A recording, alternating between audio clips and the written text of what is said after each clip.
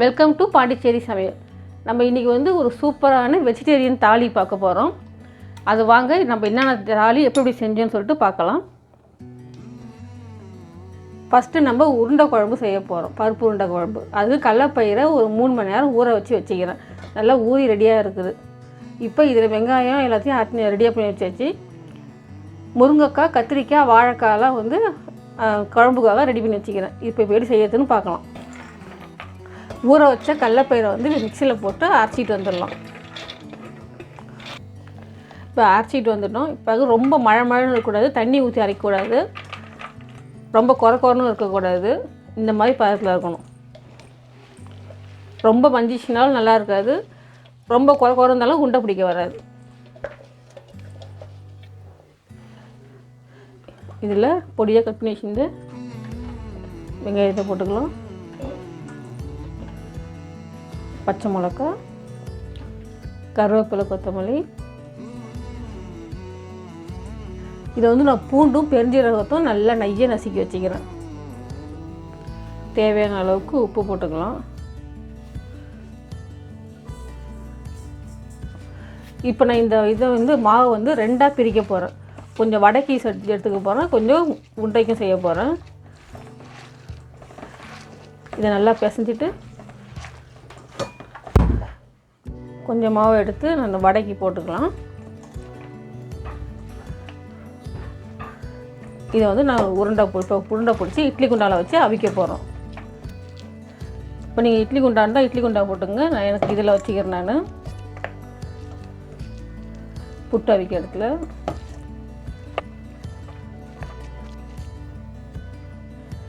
எனக்கு 10 உண்டை வந்துக்குது.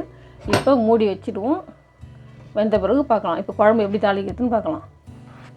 இப்போ வடைக்கு மாவு எடுத்து வச்சோம்ல, அதில் வந்து கொஞ்சோண்டு சில்லி ஃப்ளேக்ஸ் போட்டுக்கிறேன்.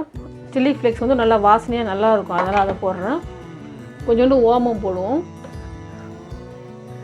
கடலைப்பயிறு வந்து வாய்வு, அதனால் வந்து ஓமம் சேர்த்துக்கிட்டால் நல்லது. அந்த வாயுலாம் பிடிக்காது, அதனால் ஓமம் சேர்த்துக்கிறோம். சீக்கிரம் ஜீரணமும் ஆகும், அதனால் ஓமம் போட்டுக்கிறேன். கொஞ்சம் எண்ணெய் ஊற்றிக்கலாம். நல்லெண்ணெய் ஊற்றிக்கிறேன். வடகம்னு சொல்லுவாங்க, வடகம் போட்டுக்கிறேன்.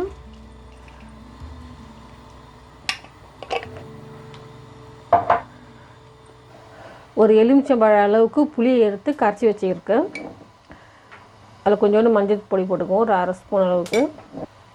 இது குழம்பு மிளகாய்த்தூள் ஒரு 1/2 ஸ்பூன் அளவுக்கு போட்டுக்கிறேன்.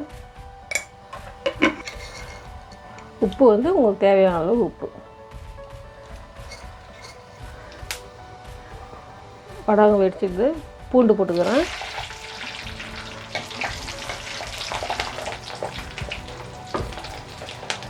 கட் பண்ணி வச்சுருந்த வெங்காயம்,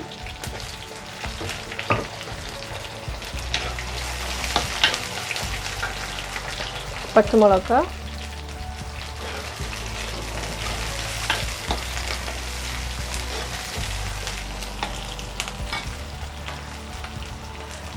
லைட்டாக வதங்கின பிறகு தக்காளி போட்டுக்கலாம்.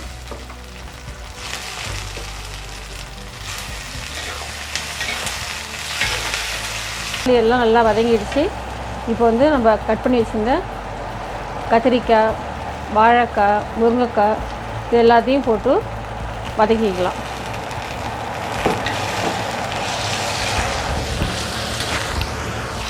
காயெல்லாம் நல்லா வதங்கிடுச்சு. இப்போ நம்ம கரைச்சி வச்சுருந்த புளி தண்ணி, மிளகாத்தூள், உப்பு, மஞ்சள் எல்லாத்தையும் வந்து இதில் ஊற்றிடலாம்.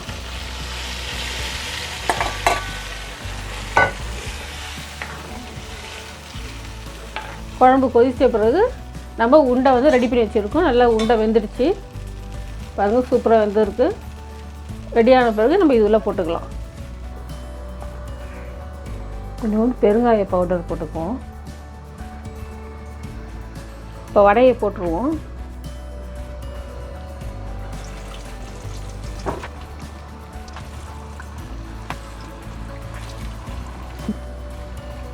இதில் வந்து தேங்காயும் பெருஞ்சீரகமும் அரைச்சி வச்சுருக்கேன், அதை போட்டுக்கலாம். ஒரு கொதித்த பிறகு இப்போ வந்து உண்டையை போட்டுக்கலாம்.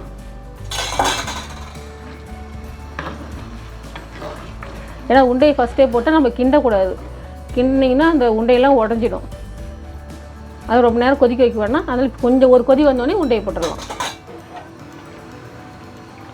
குழம்பு கொதிக்குது. இப்போ நம்ம இந்த உண்டையெல்லாம் போட்டுருவோம்.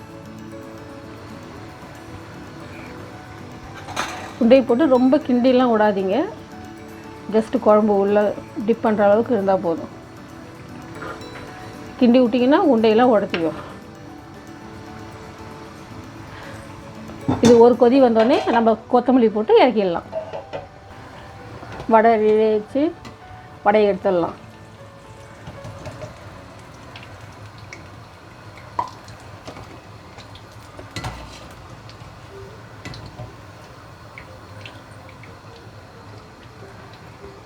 இப்போ இதிலே வந்து இந்த எண்ணெயிலே அப்பளம் போட்டு பொரிச்சிக்கலாம். குழம்பு கொதிச்சிடுச்சு. சூப்பராக ரெடி ஆகிடுச்சு. நல்லா வாசனையாக இருக்குது.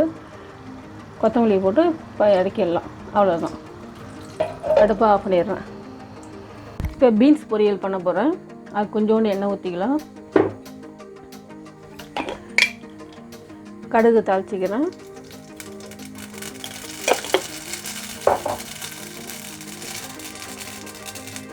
ஒரு வெங்காயம், ஒரு 2 பச்சை மிளகாய் நல்லா பொடியாக கட் பண்ணி வச்சுக்கிறேன். அதையும் போட்டுக்குவோம்.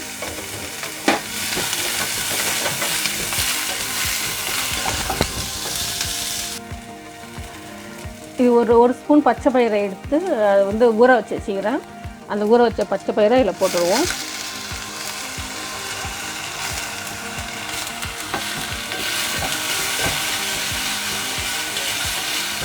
சும்மா ஜஸ்ட்டு ஒரு 1 மினிட் வந்து வதக்கினா போதும்.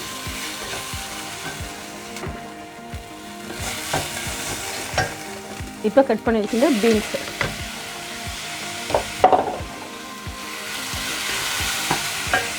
தேவையான அளவுக்கு உப்பு,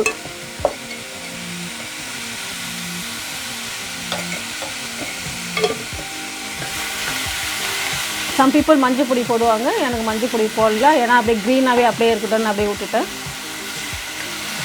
இது அப்புறம் வந்து சிம்மில் வச்சுட்டு மூடிடுவோம். அந்த ஸ்டீம்லேயே சீக்கிரம் வெந்து போயிடும். பீன்ஸ் ரெடி ஆகிடுச்சான்னு பார்க்கலாம். பீன்ஸ் வெந்துச்சு, ரெடி ஆகிடுச்சு.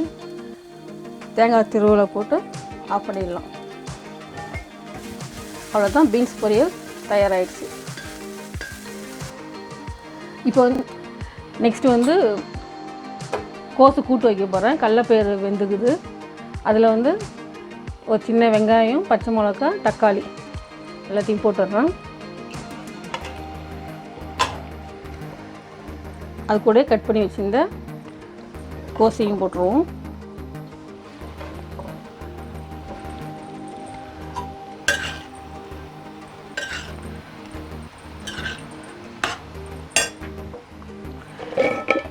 இப்போ மஞ்சள் பொடி ஒரு 1/4 ஸ்பூன் அளவுக்கு மஞ்சள் பொடி,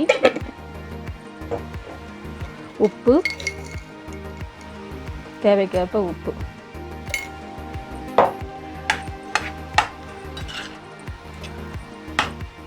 கொஞ்சம் பெருங்காயத்தூள் போடணும். பெருஞ்சீரக பவுட்ரு வந்து 1 ஸ்பூன் அளவுக்கு போடணும். அப்படி நல்லா வாசனை நல்லாயிருக்கும். தாளிக்கு பார்த்து பெருங்காயம் போட்டுக்குவோம். இப்போ வந்து பெருஞ்சீரக பவுடர் போட்டு எல்லாத்தையும் மிக்ஸ் பண்ணி விட்டு மூடிடலாம். கூட்டுக்கு இப்போ வந்து தேங்காயும் கொஞ்சோண்டு 1 ஸ்பூன் பெருஞ்சீரகமும் போட்டு அரைச்சி அதில் ஊற்ற போகிறேன். இது போய் அரைச்சி வந்துடலாம். கூட்டு நல்லா ரெடி ஆகிடுச்சு. நல்லா வெந்து போயிடுச்சு. இப்போ கொஞ்சம் தேங்காய் பெருஞ்சீரகம் அரைச்சி வச்சுருக்கோம்ல, அதில் கொஞ்சம் போட்டுக்கலாம்.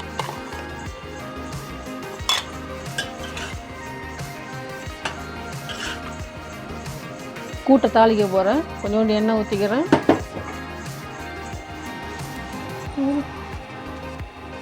எண்ணெய் காஞ்சிச்சு. இது வடகுன்னு சொல்லுவாங்க.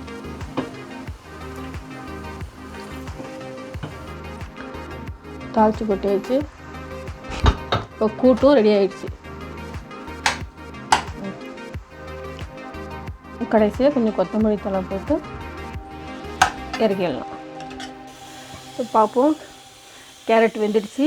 அது தேங்காய் பூ போட்டு இறக்கிடலாம். அவ்வளோதான், கேரட் பொரியல் ரெடி ஆகிடுச்சு. இப்போ வந்து பாலக்கீரை வந்து கடைய போகிறேன். அதுக்கு வந்து ஒரு தக்காளி, 3 பச்சை மிளகா, ஒரு 6-7 பல் பூண்டு எடுத்துக்கிறேன். அதை போட்டுக்கலாம். பாலக்கீரையை கழுவி வச்சுக்கிறேன். அதையும் போட்டு நல்லா வேக வைக்கலாம். இதை மூடி வச்சுடுவோம். அடுப்பு வந்து கொஞ்சம் லைட்டாக ஒரு 2 நிமிஷம் கழித்து நம்ம சிம்மில் வச்சுட்டா அது சூப்பராக வெந்துடும். நம்ம ஒன்றும் பண்ண வேணாம். 2 நிமிஷம் கழித்து சிம்மில் வச்சுடுவோம். 2 மினிட்ஸ் ஆகிடுச்சு. எடுத்து பார்ப்போம். ஓகே, கீரை நல்லா வெந்துடுச்சு. பூண்டு எல்லாம் நல்லா வெந்துடுச்சு. இப்போ வந்து கீரையை கடைஞ்சிடலாம்.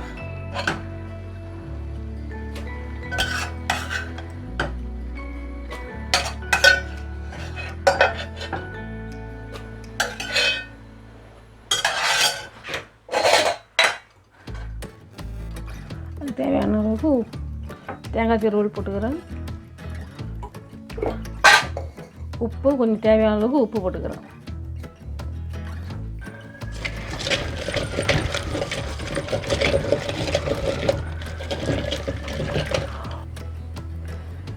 கீரையை தாளிக்க போகிறேன். அது கொஞ்சம் எண்ணெய் ஊற்றிக்கிட்டு காஞ்ச மிளகா, கொஞ்சம் கடுகு போட்டுக்கிறேன். ஒரு 1/2 ஸ்பூன் அளவு கடுகு,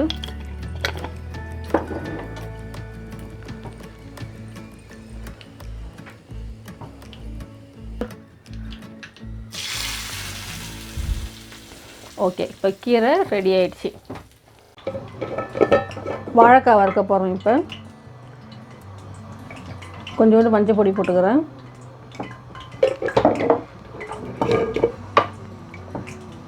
இது வெறும் மிளகாய்த்தூள் 1 ஸ்பூன் அளவுக்கு,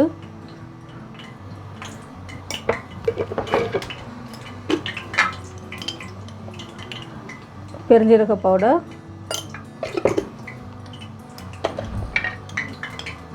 இது மிளகும் ஜீரகமும் சேர்த்து அரைச்சது, அது 1 ஸ்பூன் அளவுக்கு,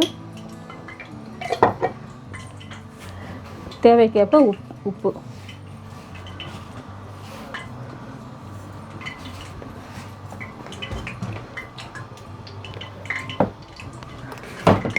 கொஞ்சோண்டு பூண்டு பவுட்ரு போட்டுக்கிறேன். பூண்டு ஃப்ரெஷ் பூண்டு தான் தட்டி போடலாம். நான் பூண்டு பவுட்ரு போடுறேன். அவ்வளோதான். மிக்ஸ் பண்ணிவிட்டு இப்போ வறுத்தரலாம். ஒரு 1/2 ஸ்பூன் அளவுக்கு அரிசி மாவு போடுறேன். நல்லா கிரிப்ஸியாக நல்லாயிருக்கும். அதனால் அரிசி மாவு போட்டுக்கிறேன்.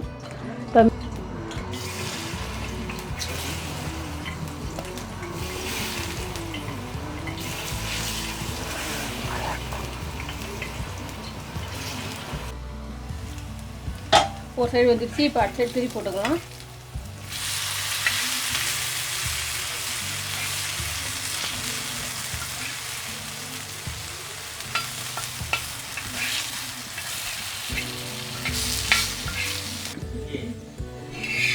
முடிஞ்சிடுச்சு. இப்போ எடுத்துடலாம் நம்ம.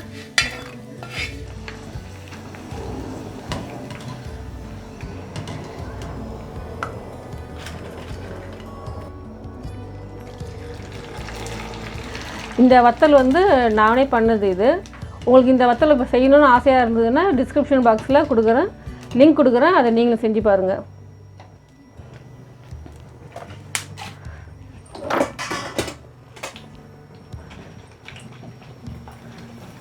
இந்த வத்தலும் நானே போட்ட வத்தல்.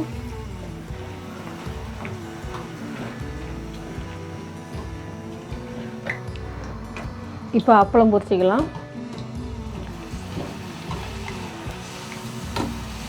இந்த அப்பளமும் நானே போட்டது. உங்களுக்கு இந்த அப்பளம் செய்யணும்னு ஆசையாக இருந்தால் லிங்க் கொடுக்குறேன், டிஸ்கிரிப்ஷன் பாக்ஸில் செஞ்சு பாருங்கள் போய்.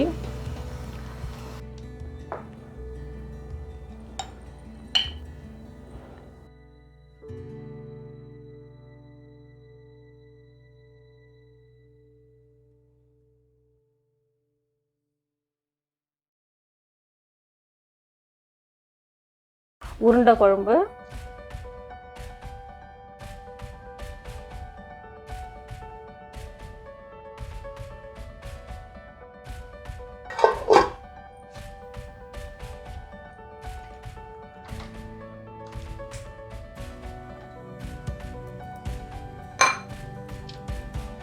வாழைக்காய்,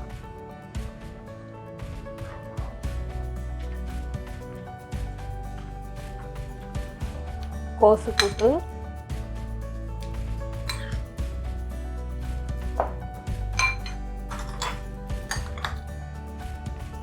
பீன்ஸ் பொரியல்,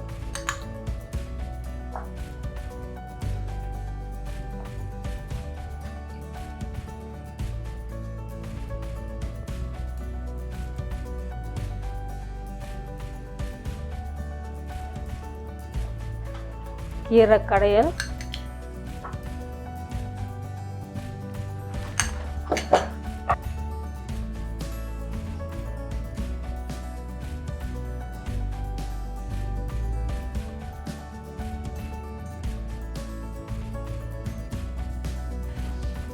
ஓகே. இந்த வீடியோ உங்களுக்கு பிடிச்சிருந்ததுன்னா லைக் பண்ணுங்கள், ஷேர் பண்ணுங்கள், உங்கள் ஃப்ரெண்ட்ஸுங்களுக்கு எல்லாம் ஷேர் பண்ணுங்கள், கமெண்ட் பண்ணுங்கள், சப்ஸ்கிரைப் பண்ணுங்கள். மறக்காமல் என்னோடய சேனலை இன்னும் நிறைய புதிய வீடியோவோடு உங்களை சந்திக்கிறேன். நன்றி, வணக்கம்.